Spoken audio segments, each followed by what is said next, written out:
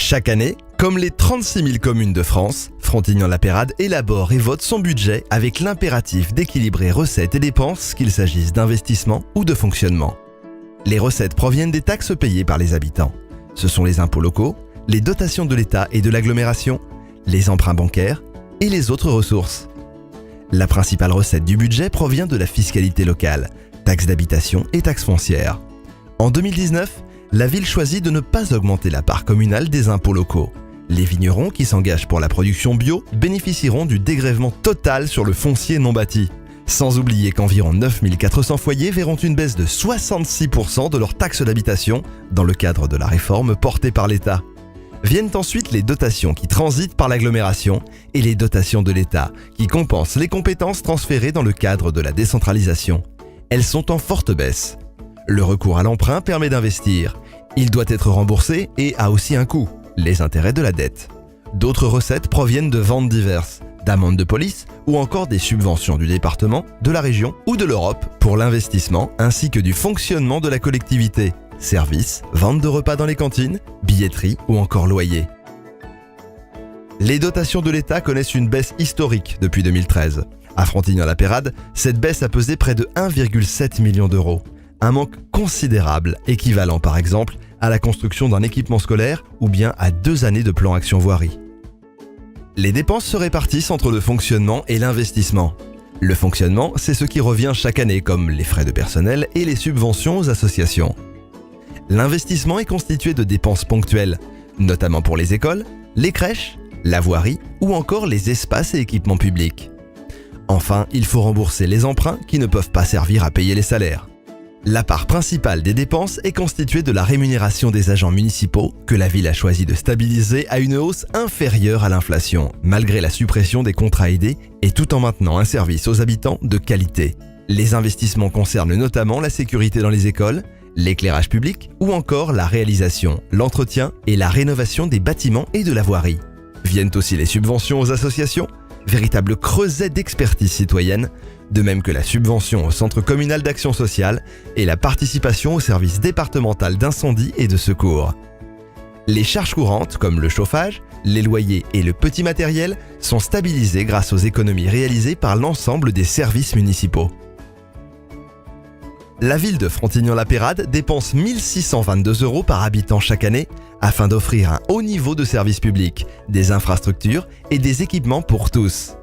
Les dépenses de fonctionnement, le coût des charges de personnel, le montant des impôts locaux ou encore l'encours de la dette, comparés aux villes de la même strate, au département et à la région, sur quelques chiffres ramenés à l'euro par habitant, Frontignan-la-Pérade se situe dans la moyenne basse en dépenses comme en recettes.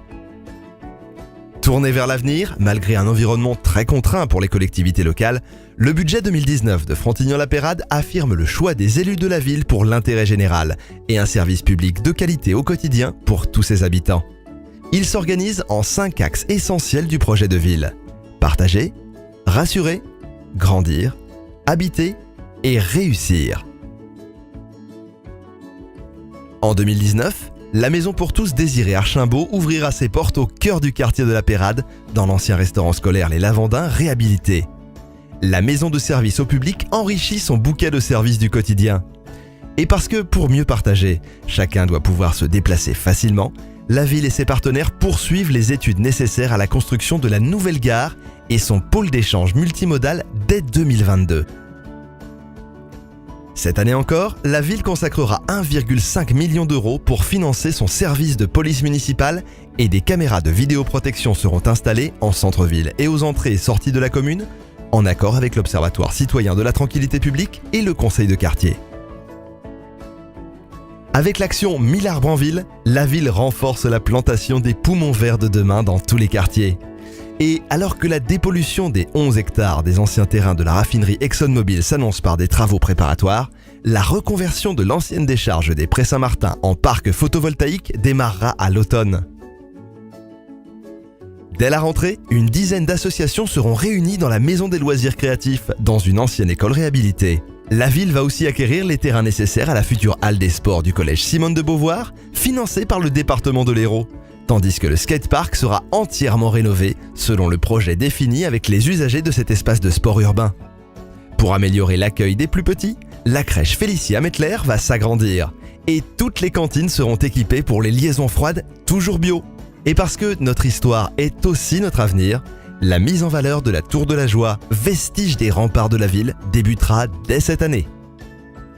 Près de 3 millions d'euros seront consacrés à la voirie et l'espace public, avec la rénovation de l'avenue du Mas de Chaves, la création du boulevard des Républicains espagnols, qui va relier le quartier des Piels au cœur de ville, la création de pistes cyclables sur l'ancienne route nationale, les études pour le boulevard urbain côté Barnier et la passerelle face au futur cinéma. Toujours gratuit, le stationnement s'agrandit avec le réaménagement du site de l'ancienne gare de marchandises et le nouveau parking d'un grill à Frontignan-Plage.